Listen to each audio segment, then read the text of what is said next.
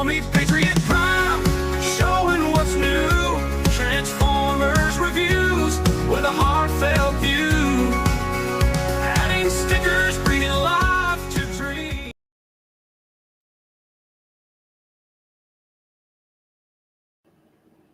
Hey, what's going on, guys? Patriot Prime here once again with another episode of the Sitrep, and it has been a long time since I've done one of these. I think I figured out the last Sitrep I did was way back in November, and I figured it's time to kick this off again, and I'm really honored to have my guest for this kickoff is Chris from Stories from the Toy Shelf, a very cool retro toy channel that I stumbled across, and I really liked his vibe, and we become friends on Facebook, and I messaged him. I said, hey, you want to start off the sit rep? And he was like, yes, but the big thing is he is 12 hours ahead of me. So guys, we are talking to somebody from the future. Chris, how are you doing this evening? This evening? Well, I'm doing pretty well this morning. Oh yeah, this morning. That's right. It's 10 o'clock in the morning for you. Yeah, I'm doing well. I'm doing good. Excited to be here, and yeah, just ready to talk about Transformers, toys, anything you want to talk about. Well, it'll probably be Transformers and toys. I'm not sure if that's how that works, T-Man. If so, they owe me some retro pay. Chris Norris says he's here for you. He's here for Stories from the Toy Shelf. He's one of my favorite viewers. He's one of my favorite friends from the Toy Shelf. Awesome. Awesome. All right. Well, we're going to get started now. How the sit rep works, for those of you who have no idea, or for those of you who need a refresher, is I have 10 questions for my guest right here. 5 questions regarding him as a collector and Transformer toys, and 5 questions regarding him as a YouTuber. It's kind of a get to know a new YouTuber. Guys, you can subscribe to him. I put a link to his channel in the description of this video, and you can check him out. But it's just kind of a get to know a fellow YouTuber. So, Chris, if you're ready to rock and roll, we'll start with question number 1. Let's do it. Let's do it. Number 1, what is the appeal of Transformers for you? Okay, well, Transformers, basically, so I was, even if I don't look it, because Asians tend to look younger, I think. I was born in the 70s. So I grew up as an 80s kid. So Transformers were, I was right there from the start, right? And so for, aside from them being robots, Asians love robots.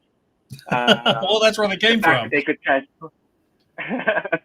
The fact that they could transform, there's that puzzle element, right? So like as an adult, when I started getting into toys, Transformers were the first ones I got back into, because I justified to myself, well, it's a puzzle. It's something you could like fiddle around with. You don't just put it on a shelf like an action figure. So there's that aspect, right? I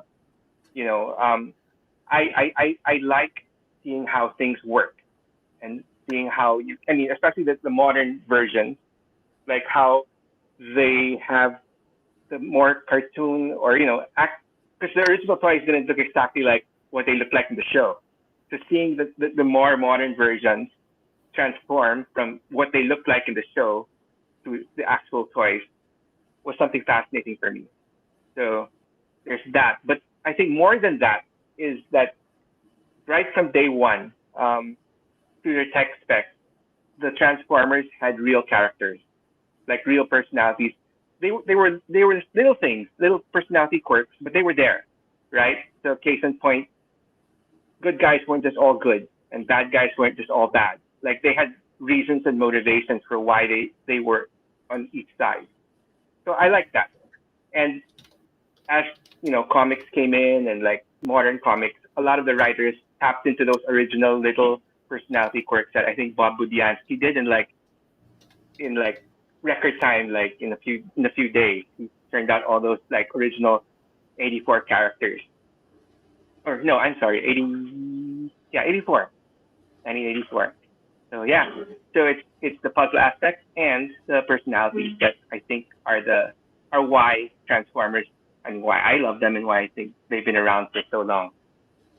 I think that's the reason for me too. It's all about those characters, because it was just Yeah. toys, all these figures. Yeah, they look cool, but if you didn't know the character and the personality, I don't think they'd sell near as well. Because you think of, say, the modern figures that are coming out right now, they just keep modernizing Generation 1 figures that had the great characters. Those are the characters that we know. Everybody's like, why do they keep just rehashing G1? It sells. Even you look at Transformers Studio Series Megatron.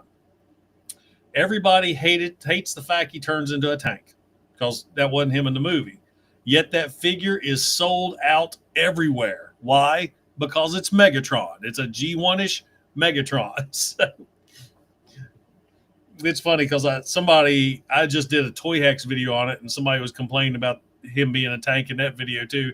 And that's what the comment I put. I was like, yeah, they're complaining, but he's sold out everywhere. But they're still buying it. All right, question number 2. Aside from G1, which is always the number one answer, what's your favorite Transformers fiction? Okay, so I've seen a few of your past Sitrep, and I'm sure you're not gonna like this answer. Uh-oh. But I love Transformers animated. I mean, I get it. Like the style, the artistic, the visual style is like really jarring, and there are really hokey and really like corny aspects to it, like the human villains and stuff like that. But bigger picture, right?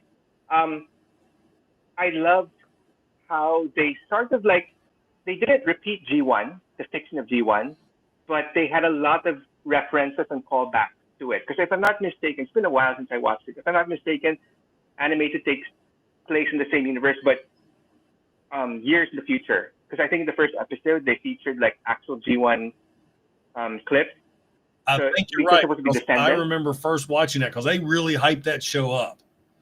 And I remember watching it. It actually came out like at 8 o'clock at night or something.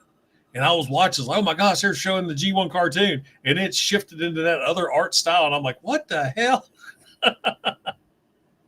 Yeah. So, I mean, so I get it, right? Like, but if like, eventually I got used to the art style, but, and the storyline came through, right? Like, little things like, you know, how, I don't know if it's a spoiler anymore, but like how Black Arachnia was originally Elita 1.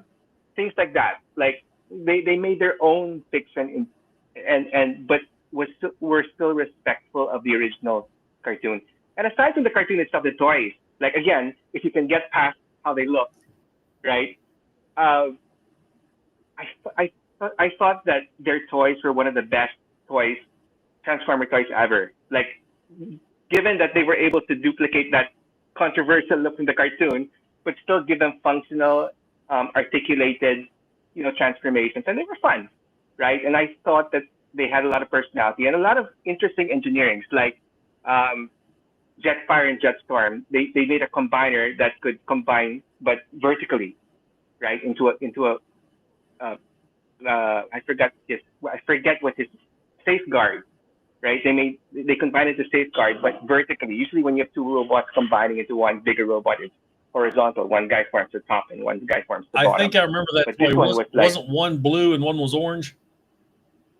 I think. Yes, exactly. So that's something I'd never seen before, and I don't know if it's the only Transformers animated toy I have Leader Class Megatron. And I got him because I just happened to be at Walmart when those were out. And he was on the clearance aisle for $15. And I thought, it's Megatron, I'll get it. But all the other figures, But don't you think that's like what's that? Don't you think that Megatron's an awesome Megatron? Don't you think that Megatron's an awesome? I mean, like they need the alt mode, and it is very unique. Yeah, they need to redo that Megatron like a legacy figure. I would love to have a exactly. And then Megatron. I love how the rotor blades became his swords. You know, I mean, just things like that.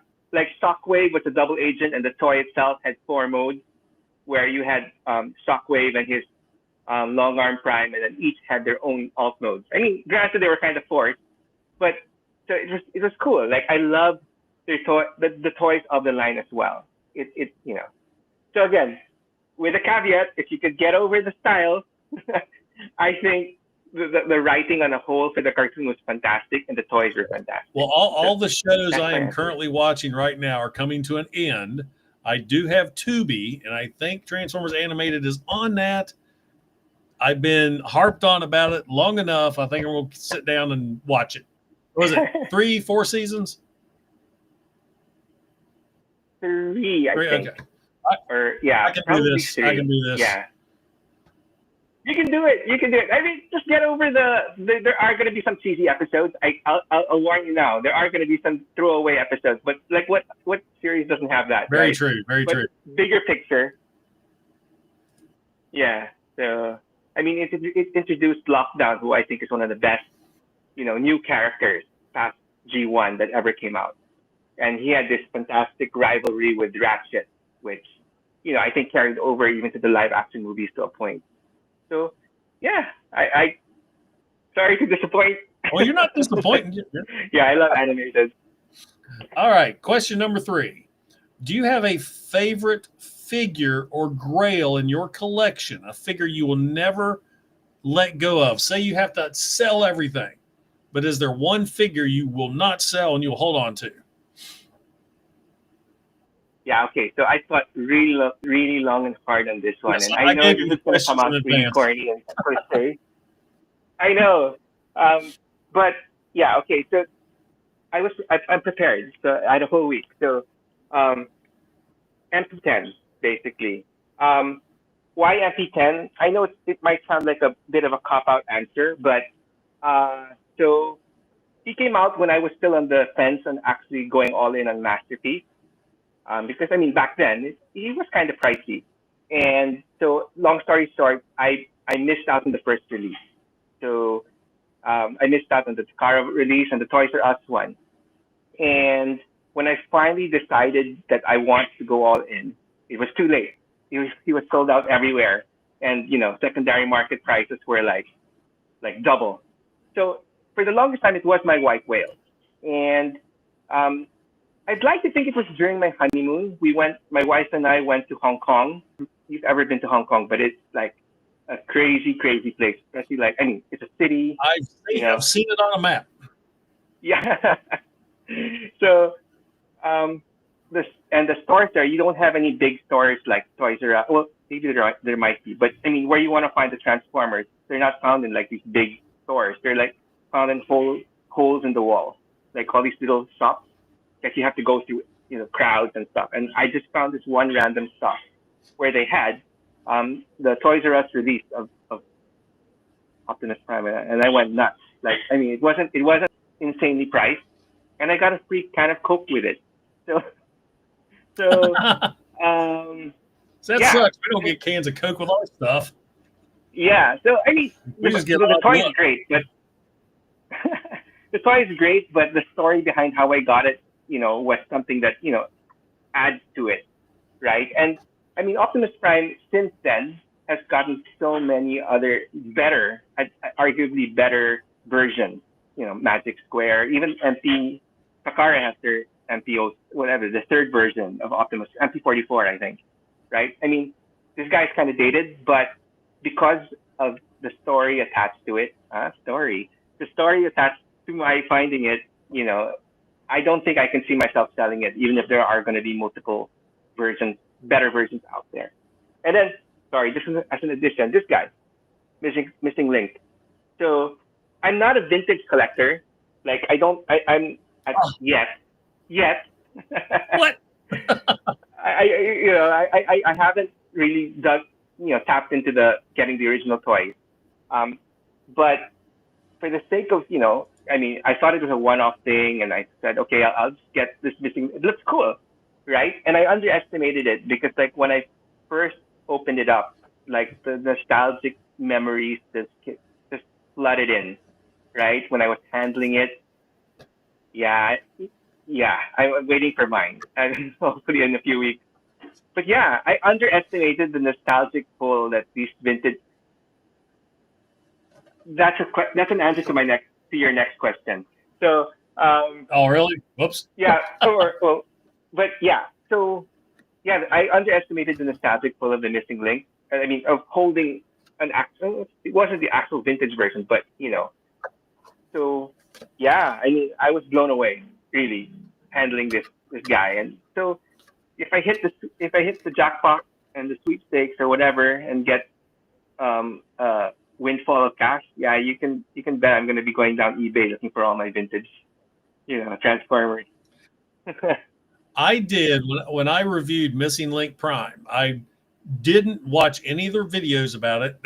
Well, for my channel, I don't watch any reviews of something I'm going to review myself because I don't want to be telling somebody else's talking points.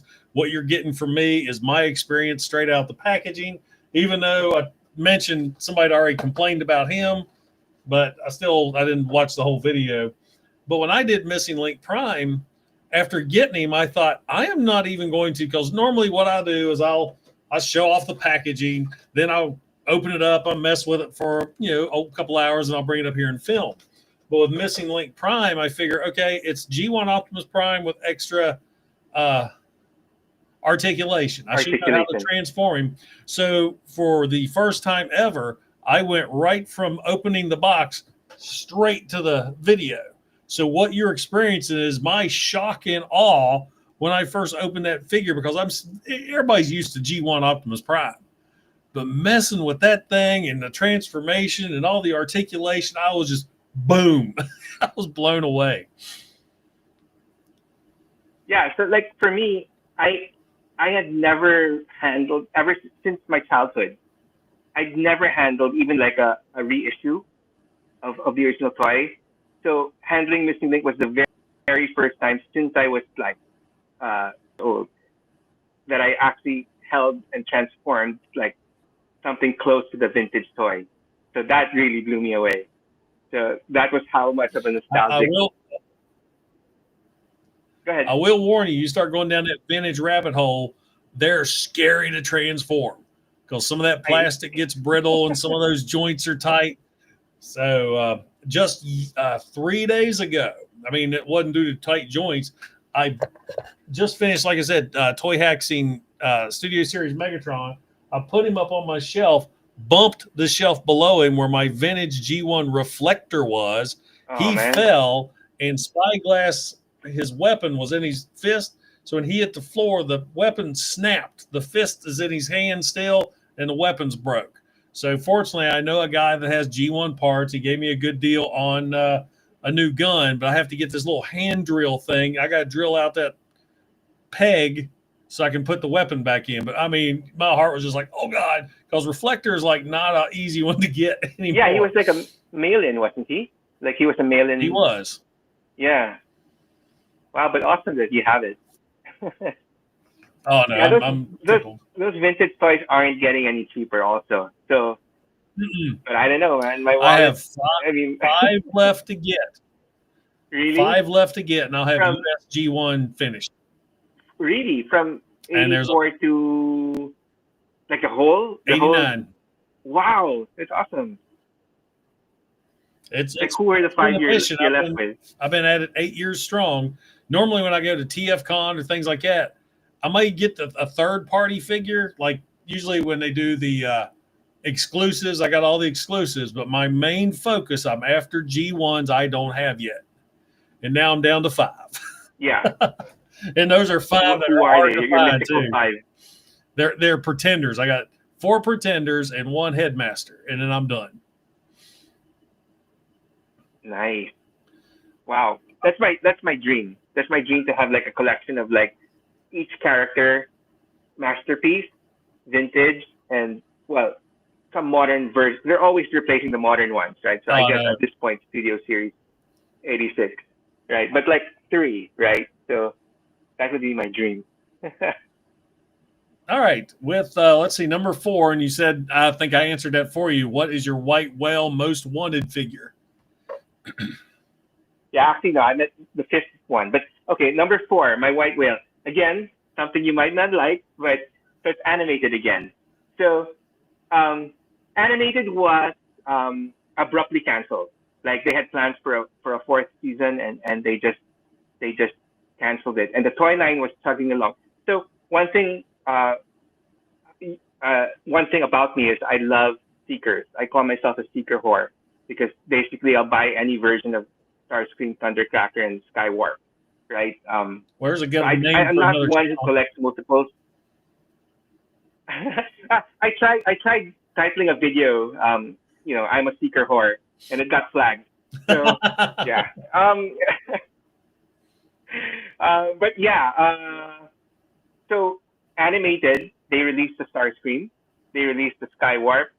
For some reason, they released a Sunstorm, but they were on the verge of releasing a Thundercracker when the cartoon was canceled and the line was canceled. So like, I think a few, if I'm not early releases or prototype, like they had it, they produced it in very limited quantities, had come out, but it was never released in retail. An animated Thundercracker, and so that would be my white whale because like I think I don't know how much. I mean, the last time one of those popped up in eBay was like years ago when it was going for like maybe $400 to $500. Wow. Which is like, of course, way past my budget for a single, like retail figure. And that's what made it hurt worse was Thundercracker is my favorite seeker. So yeah, that's my white whale. I've seen customs pop up. Like there was this entrepreneurial guy a few years back who was like buying a bunch of Starscreams and repainting them as Thundercracker, which I should have gone for, but even those are expensive. So And they don't that even, I guess would be my white whale.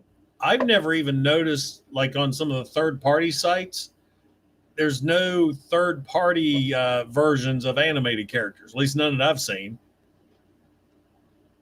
Yeah, I think there was some obscure company who tried doing third-party animated. They did like a hopper and a pipe, because like an animated, I don't know if you've seen it. They kind of the art director. Wait, sorry, I missed that. What was that?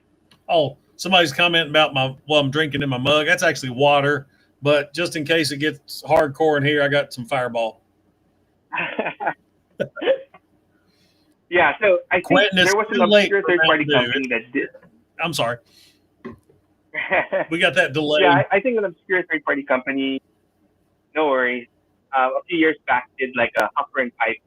In animated, they were patterned after Mario and Luigi. So, yeah, but I don't think anyone has done. Hopefully, one day. Like, I mean, I think now they're doing Transformers Prime third-party stuff. So hopefully, maybe one day some company will tap into animated. Yeah, because I Till got then, so Tracker. I got the Prime Megatron third party. I think Yeah. the Dark Master he's pretty cool. So, yeah. So that's my white whale, animated Thundercracker. All right, so moving on to the final Transformers toy question. What's your favorite Transformer character? Any fiction, any media? I think you just said Thundercracker. So Yeah, okay. So favorite Autobot of all time is Sunstreaker. So that's why I'm like chomping at the bit to get that missing link Sunstreaker. And for the Decepticons, it's Thundercracker. Thundercracker because Thundercracker was the first Transformer toy. Well, technically Transformer toy I got. So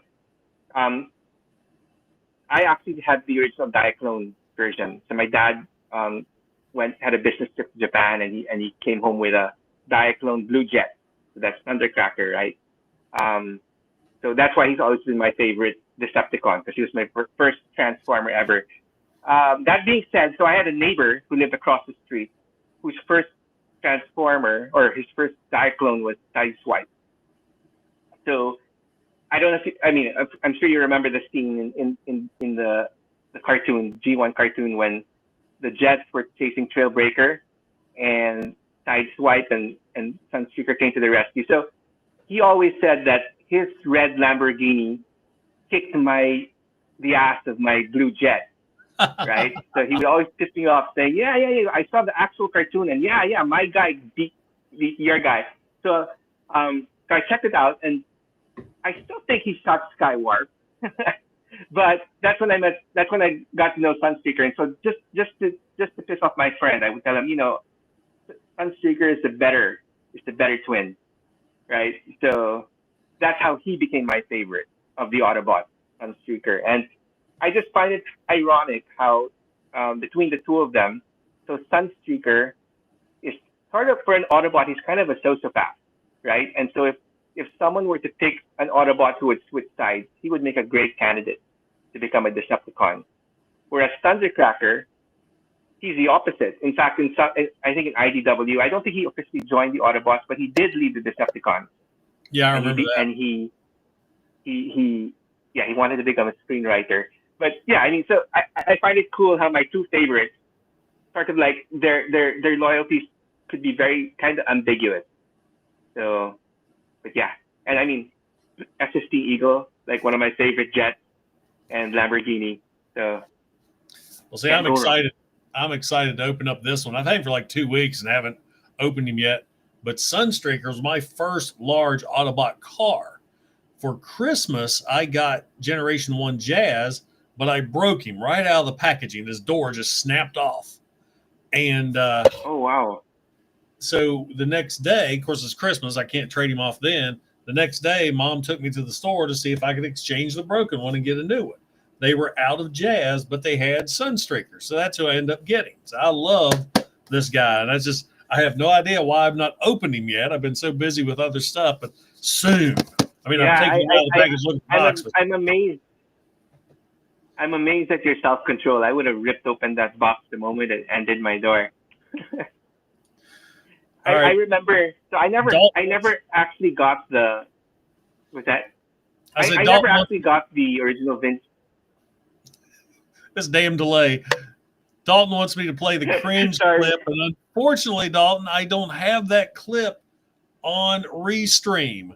I don't even know if I have it to play. I don't know if it's even on this new computer of mine.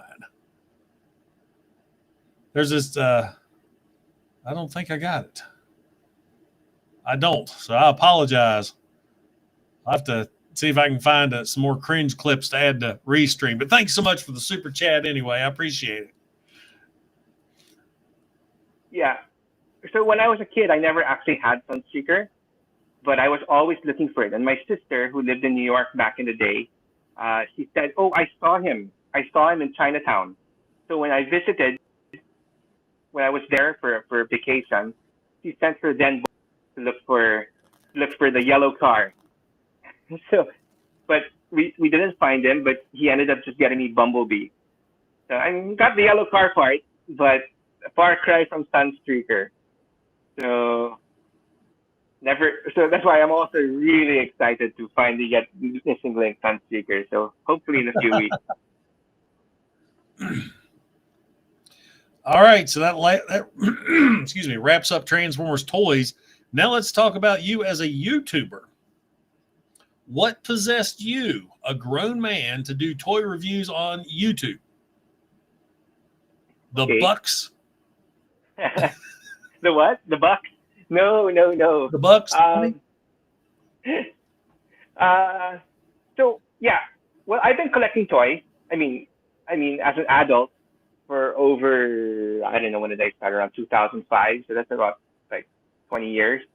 And so around that time, so maybe around 2012, I decided to write about them. I mean, might as well do something, right? Like, do something with all the money I spent. So I decided to write. So I made a blog. I actually have a blog, Stories for the Toy Shelf. It's still around.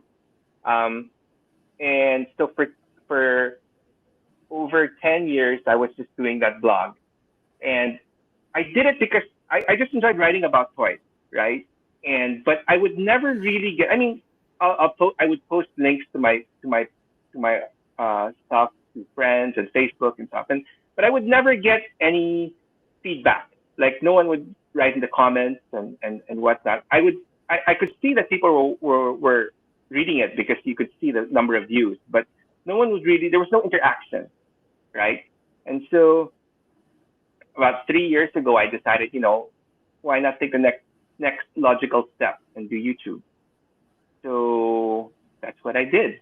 And it just really came out. I never imagined that, it could actually amount to anything, right? And in fact, my first few videos, like every YouTuber, I'm sure you went through it, right? The first few videos that you uploaded probably got very minimal. And like, I did the one thing that you're not supposed to do apparently, which was when I had the channel, I messaged every single friend, every single contact to, hey, check out my channel and subscribe, right? Apparently that's a no-no because, I mean, as your family, they'll do it, but they'll never really watch anything. So, so I I don't was think able I did at first. I didn't want anybody to know I was doing YouTube. It was kind of like What? a secret little hobby I was starting. I didn't really let people know. A few of my Transformer friends will let them know, but as far as like the family, hell, I didn't even tell my wife. Well, yeah, well, my wife was nice enough to support me. Like she said, go for it, right? And so yeah, so for a while, my channel didn't really do much. I mean, I was able to wrangle up maybe around 400 subscribers. That was all from people like just, subscribe. But after that, that was it. And my videos really went nowhere. But I don't know, it was just a random video that I took a break for a few months and then I recalibrated and then I switched my style to what you see now, which is the quick editing and the sometimes like irreverent, I don't know, references and stuff like, I don't know, so that kind of worked, right? And since then, it's been I mean, I've really enjoyed interacting with people, right? That was the one thing that my blog was missing, that there was no interaction. And meeting all these people, like, like Chris Norris, he was one of the very first people who joined as a member to my channel, and like they're constantly posting, and I love interacting with them.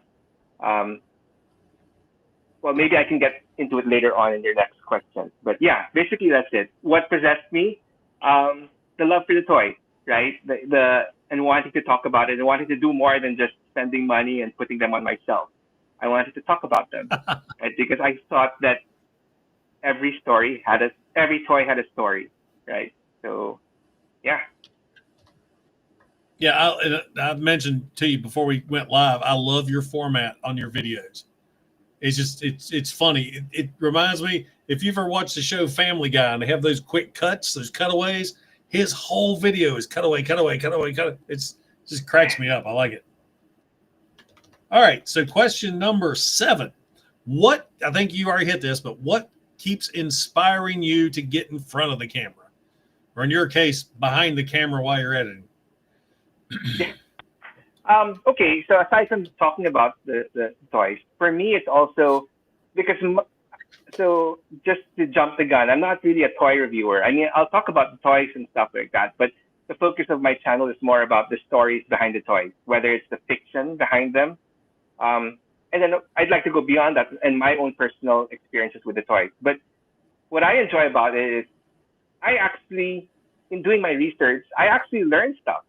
I mean, you think, I've known these toys for since the 80s, but there's still little things that you're bound to miss a lot of things, right? And even until now, there's certain things that I actually learn about, and so I gain a better appreciation for the characters, for the toys, and a lot of the exchanges from I've got this one viewer. I mean, there are a lot of them, but they also come in and say, hey, you missed this, right? You forgot to mention this.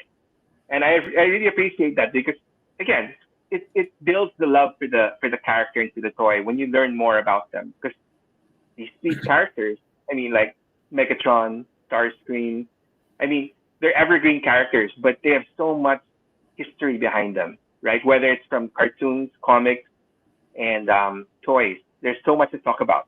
And even if I've known these characters for such a long time, I still learn a lot about them. So yeah, that's what keeps me going. Yeah, because mainly when I was watching, I think I watched your one on Destro. And, I only know Destro. My brother collected G.I. Joe, so I knew him from the figure. And I have all the G.I. Joe comics in trade paperback form, all the original 80s ones. And then I know Destro from the cartoon. But, man, your video, I was like, wow, there's more to this guy than meets the eye if I can use Transformers and G.I. Joe. So, yeah, I thought that was really interesting. Yep. But I'm so sorry. there is. Because you mentioned. I said he's a crossover with Tron. Go ahead. We got Megatron.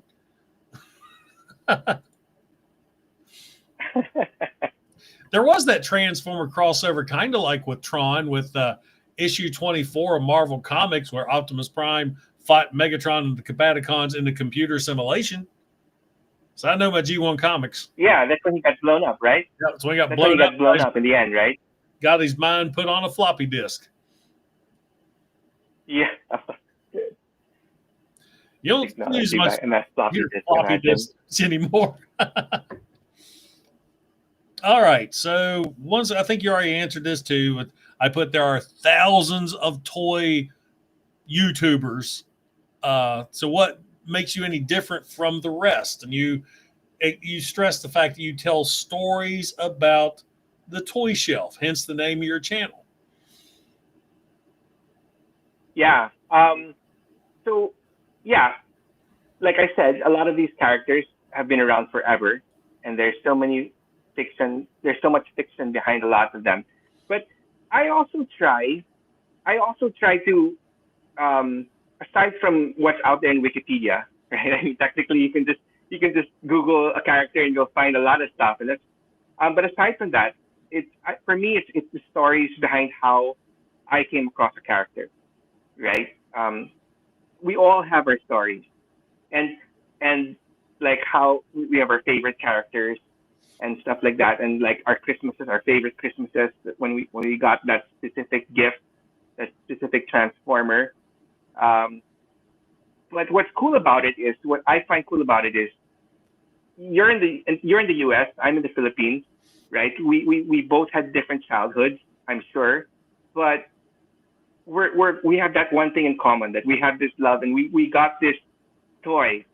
Like when you talked about your Sunstreaker,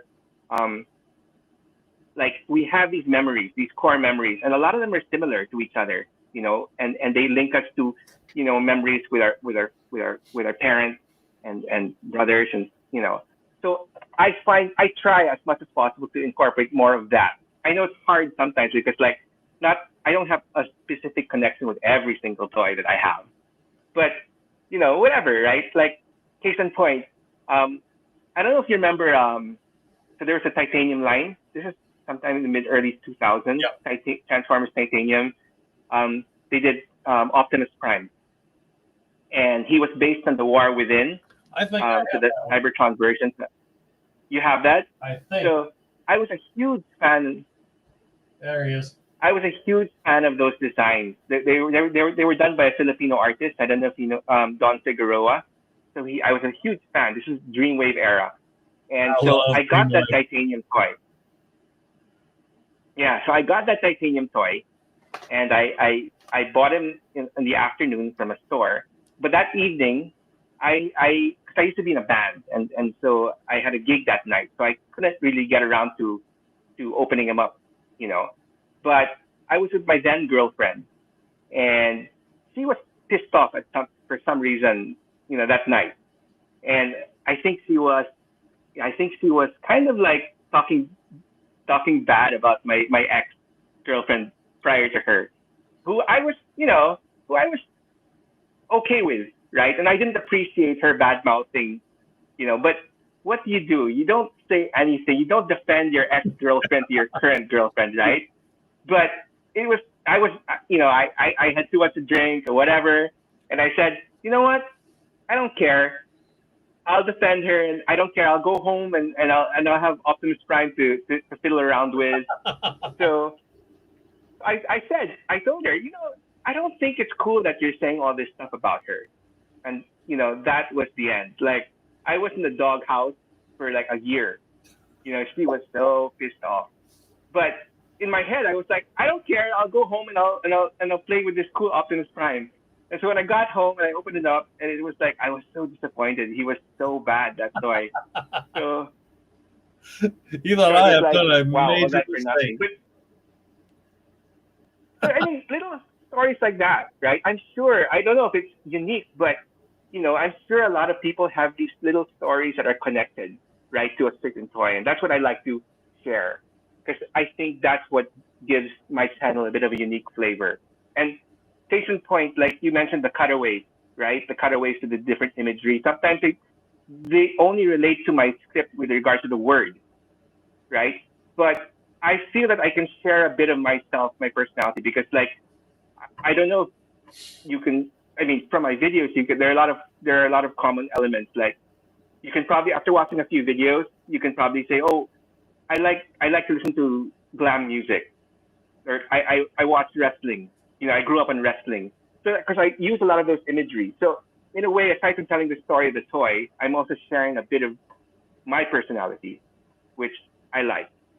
So Well, and yeah, sorry, it's a long-winded answer, but well, as you get more popular with YouTube, you'll see that's what people like. And that's what draws people to watch your channel, because I mentioned this the other night. I was doing a live stream with somebody, and how we change, when you're doing YouTube, you're always changing your format up. And there was a year I decided, if you watch me, I always show my face first, then the figure, then I'm back to me. So what I did, I was like, well, I'm going to speed my videos up, take me out of the equation. It's the figure only. Man, people got mad about that. They're like, why don't you show your face in the videos anymore? And I told them, I was like, well, I'm just trying to streamline the videos. And says, well, they like to see me in it because that adds the personality to the video, or kind of puts a face to the reviewer. So what I've done now, I'm still streamlining. I'll show me with the package. Then I'm back on to the table with the figure. I just eliminate the me afterwards, because I always would do like 2 final thoughts. I figure 1 final thought's good enough. Yeah, you're right. I came across your channel quite a while back, actually. And the first thing, I mean, like you said, there are 1,000 people reviewing Transformers, or any toys for that matter. There are 1,000 YouTube toy reviewers on YouTube. But you really, this is going to sound like me, kissing up to you. But no, but seriously, when you stood out, right? I mean, because you have a very clear way of presenting, very earnest, and it showed. It resonated, at least to me, right? I'm not American, so I mean, I don't have that the patriotic, but it still resonated with me, like the way your patrioticness is that the word, showed, right? And We'll see it. So you can see the flag on the shirt. Yeah. So I mean, your shirts, and like, I never listened to. I mean, growing up, I never listened to like country music. But like when you came up with your funny, theme I'm not song, a country guy.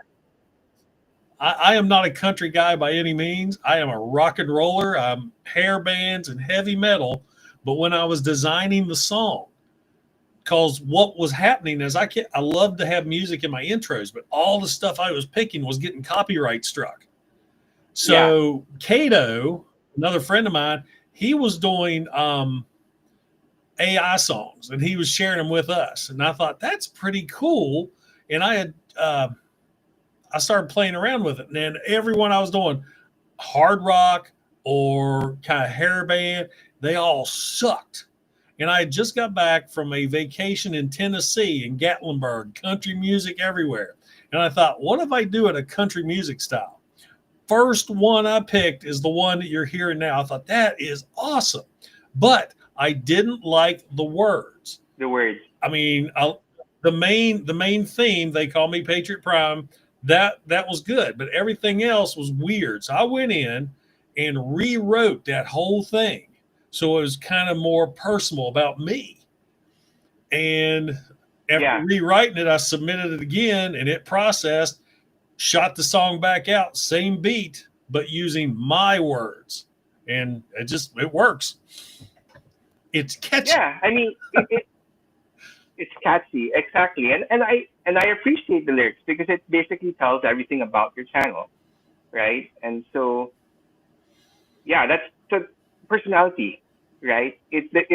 I completely agree with you, and that's what I try to do as well, right?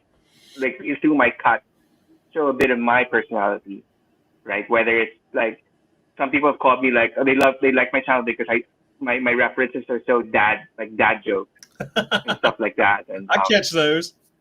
and then I've had I've had people because I'm really into music also, so I've had a lot of people who I bonded with because of that common love for music. They'll say, "Hey, oh my God, you referenced Enough's Enough." Like, how the hell? I mean, all these obscure bands. But yeah, I mean, I grew up in those stuff. I mean, it might sound funny that some dude growing up in the Philippines knows what Enough's Enough is, but I mean, yeah, like I was really into that stuff. So, and it's great. I mean, like majority of the people I meet, we bond over um, toys, but there's more to it than just toys, right? And there's music, there's whatnot, and I really enjoy that. So, and that's personality. That's why I look so forward to going to conventions. I'm just hanging out with people, and it doesn't matter what your religion is, what your political beliefs are, who you are. You're there about plastic toys, and everybody gets along. And I love it. Exactly.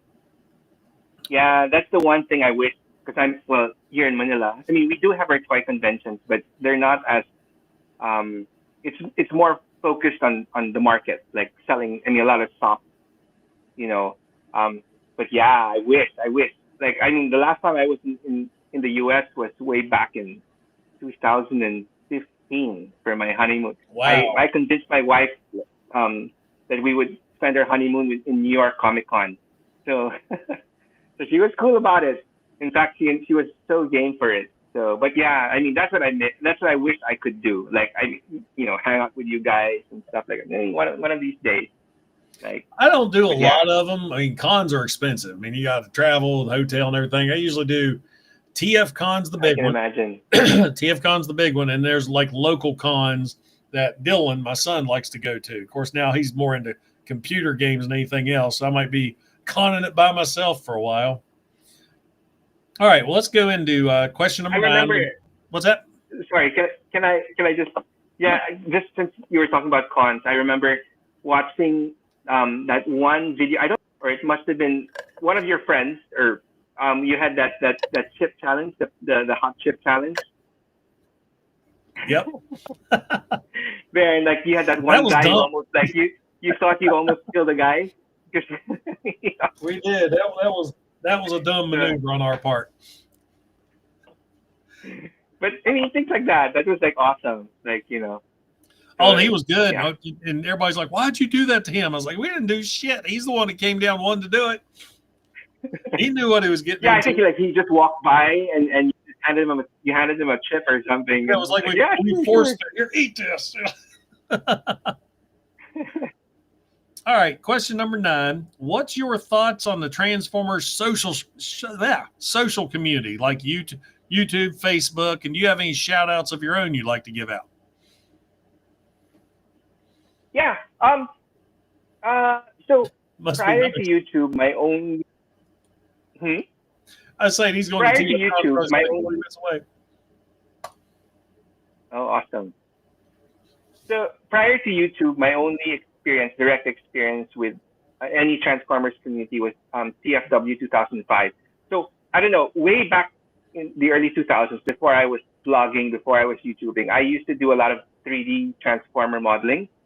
In fact, I had a website, iaconcity.com. It's since been down, but I've shared some of my 3D renders. I was obsessed. Like I did like over 200 models of 3D Transformers that could like transform and stuff. But I was a regular contributor to the message board. So it was fairly positive, right? But what surprised me about YouTube, so when I first posted my initial videos, yeah, I would get 1, 2, 3 comments and stuff like that. But so I think the very first video that, I mean, I wouldn't call it viral, but my first video that kind of did like way better than expected was I did a video on the original 13 of GI Joe, the original team, and I was blown away by. I mean, from a guy who was used to getting maybe 3 or 4 comments like per video, I had like hundreds of comments coming in from that for that one video, and I was like, I mean, of course, I was super happy, and I would reply to them and whatnot. But what I noticed since then is I thought that it would be hard to keep track of people commenting, but I noticed that there are a lot of repeat people who are viewers who are coming back, and I sort of got to know them, right?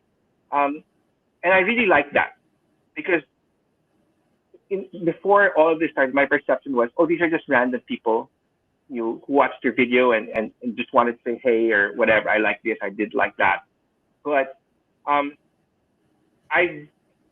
mean, like, so since stories, I mean, I did a year where nothing was happening, and so stories from Toy Stuff has been sort of active for maybe the past 2 years. So I've gotten to know a lot of regular viewers, right? And that's the one thing that I found cool about the community. And case in point, I mentioned about my daughter, right? My daughter who was born a few weeks ago, premature and with a lot of medical complications. And I posted it on my community, just as just saying that, I don't know, my channel might not be as active because, I got to focus on family and stuff like that. But the support that came in, right, was really overwhelming. Just like that's when you realize we got together because of toys, our common interest in toys. But through the constant, regular interaction, it's grown beyond that. Like we got to know each other as people, right? And that I think is what I really love about this community. I mean, I've been fortunate. I mean, it's not perfect. I'll get every now and then. Like I said, you'll get comments from people who are like, your editing sucks, and I don't, whatever. I mean, there are people like that, but you know how you deal with those, right? The good. You know how you deal with those, right? Block. Delete. Yeah, but yeah, I don't know if this is like, so I don't know if it's really funny, but so like, I don't know if you caught it. Like, this chat was supposed to happen like a week ago, right? And so I posted it online. I posted it in my community. Hey guys, I'll be going on Patriot Prime's channel, and hope you guys can catch it. And and this one guy commented. He commented. He made a political post, right? Like, I won't go into details, but I'm sure you get. But so I just politely told him, I'm not here for politics, right? Like, I'm here because, I like this guy. I watched his videos, and he's a cool guy, and I'm excited to be in his channel. And we're all here because of our common love for toys. And then a lot of people jumped into your defense, right? They said, yeah, we know this guy, and he's cool. And the guy just deleted his comment. He just disappeared, right? So that's the cool thing about it. Again, we got to know each other through toys, but there's more to that in life, right? As much as we love Transformers and stuff, and I enjoyed getting to know all the community past that. Right? It's so funny. I used to get that really bad. Everybody would really hit me with political stuff, and I have never, ever, ever been political on this channel. Ever. But they hit me with that because I have the name Patriot in my channel name. Exactly. And the reason that's on there is I have this tattoo of Optimus Prime with the American flag. I got it because I was in the military. I love Transformers. I'm a patriotic person. And when I went to my first Transformer convention way back in 2013, before the whole world was uber politics, there was a guy at the convention that nicknamed me Patriot Prime because I was wearing a tank top and they saw that tattoo. And so when it came time for me to come up with a YouTube channel, I was going through all the different names. And I thought Patriot Prime, that's got a cool ring to it. Patriot Prime Reviews. And that's what I stuck with. Of course, when I first started, I was sticking more of a military theme. Remember, I always had the hat on and all that. And I've kind of let that go. And I'm just being more me, but I still got the hoo-ah because I tried to quit doing the hoo-ah and I started getting fussed at. So that's about the only thing I've kept from the original thing. But I almost that's awesome. I almost quit YouTube probably 3 or 4 times because I was getting so many hateful, nasty comments because I had Patriot in my channel name. But I thought, screw those people. I'm going to keep being me, and it's worked. So I've never talked politics. I won't talk politics. Yeah, we're here for toys. It's so crazy. I mean, exactly. I mean, Patriot is a positive thing. Like, I mean, you love your country, right? When, how did that become a negative? It's crazy, really. It's just, and so, but it's just again, I don't here want now. to veer. I don't want to veer into politics, but yeah, I mean, like I said, your earnestness and it showed, right? That stuck with me. That resonated with me, and that's what made your channel stand out to me, right? Well, thank you. And so keep at it. Yeah, I can't get rid of the who. It's HOOAH. Of course, there are so many people kept saying "hoo-yah." Like, no, that's Marines. I was an Army, so. See, Raz. Well, another funny thing about the hat. It was when I first started Patriot Prime Reviews. I worked night shift, so I would get up and I thought, well, first thing I'm going to do is knock out a video, and my hair is like pow. I thought, well, I'll just throw the hat on. That way I don't have to worry about fixing my hair. But now I'm embracing the fact I'm 52 years old and I still have hair. So yeah, I'll go on here and all right, let's do our final question and we will call it a night. Do you have any channel goals for yourself, and where can our viewers find you? This is your opportunity to plug yourself. Plug your channel. Well, channel goals, just keep on. I put it in my video. I put it on my. Keep on swimming, right? Keep on doing what I do. Of course, growth. Growth is idea. I mean, it's the goal always. I don't know if I kind of painted myself into a hole, like where this is what I do, right? And like I know a lot of channels. I mean, it's normal to try and do different things. But for me, this is it, right? This is. I'm a nostalgia based info, based channel, and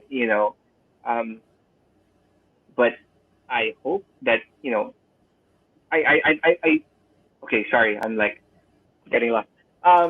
Okay, goals. Yeah, growth, and I think part of that growth, a big factor of that growth, is to meet more people like you, right? More YouTubers, to get more connected with a bigger community, right? And then ideally, so my channel basically focuses. I don't know how I can do it, because I mean, time is a thing and real world is a thing. But my channel first started out as, because I don't just collect Transformers. Well, Transformers is my main thing. Like I'm into G.I. Joe. I mean the 380 properties, G.I. Joe and He-Man and Transformers.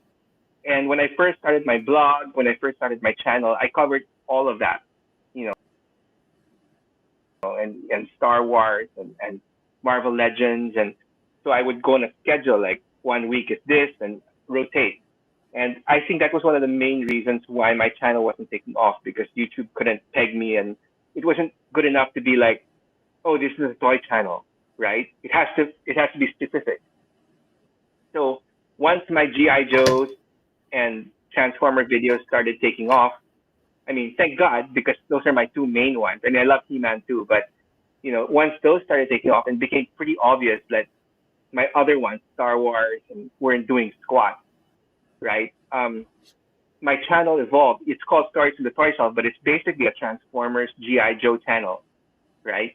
So, and I've debated whether I should split it up, right? Like make maybe stories from Cybertron and stories from the Flag and whatnot. But so far it's okay as it is. But long-term goals, I still love the other properties. So maybe when this takes off, I can branch out to stories from Grayskull or stories from a galaxy far, far away. That's pretty cool. But one step at a time. One step at a time, right? And for me, it's that growth, getting to know more people, getting to connect with a lot more people with like-minded, passion with the toys and stuff like that, where we can share. And so, yeah, plug myself. Okay, Stories from the Toy Shelf on YouTube. I've got a blog also storiesfromthetoyshelf.com. But it's at this point, I'm just basically posting my videos that I post on YouTube. But I mean, if you dig deeper, you'll find a lot of older stuff that are maybe if you want to get into other stuff aside from Transformers and GI Joe, that's there. If for those people who aren't, I don't really promote this much because I kind of want to focus on YouTube. But for those people who aren't fans of my visual stories, I do release the audio version of my videos on Spotify. So again, Stories and Toy Stuff on Spotify. So if you want something to listen to while you're driving or whatnot. But yeah, I think that's it. I have a Facebook page that isn't really active, so no need to, So, but yeah, just the channel, storiesfromthetoyshelf.com on YouTube. And I do have your channel linked in the description of this video. So, well, that wraps us up. We've been at this for a little over an hour. I do want to thank you very much for taking the time out of your day, your morning, to talk to me. I really enjoyed having you on. I enjoyed talking to you. Hopefully get you some new subscribers. And I don't know. I guess that's it. This is just another thing about YouTube being so awesome. I just want to thank you. Here you are on the other side of the world, and now we're talking. We're talking bots. A guy from West Virginia, a guy from the Philippines, talking Transformers.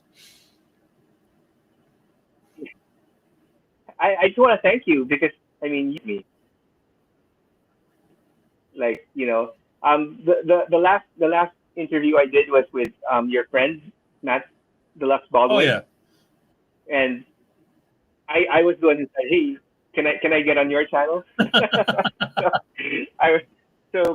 yeah, thank you. I really appreciate it. It's very flattering that you actually, went out of your way to offer and help me out. You're welcome. So I just want to thank you for that. I really, really appreciate it. And it's a testament to, who you are, right? I mean, so I really appreciate that. You're welcome.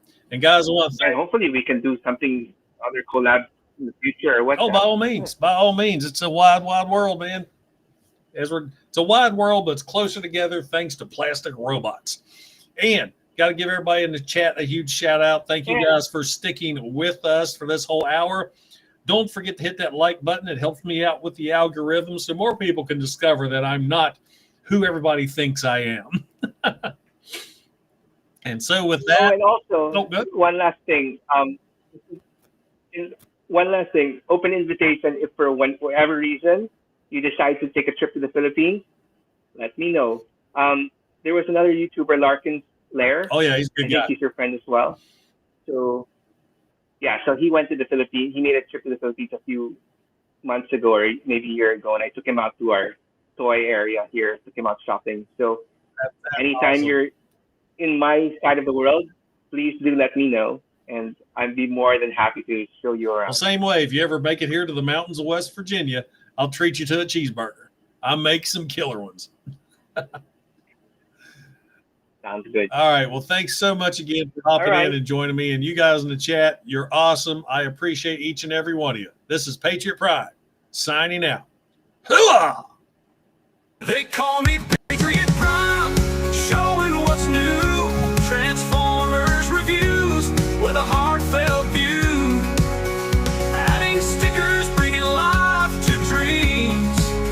In this small town, nothing's as it seems.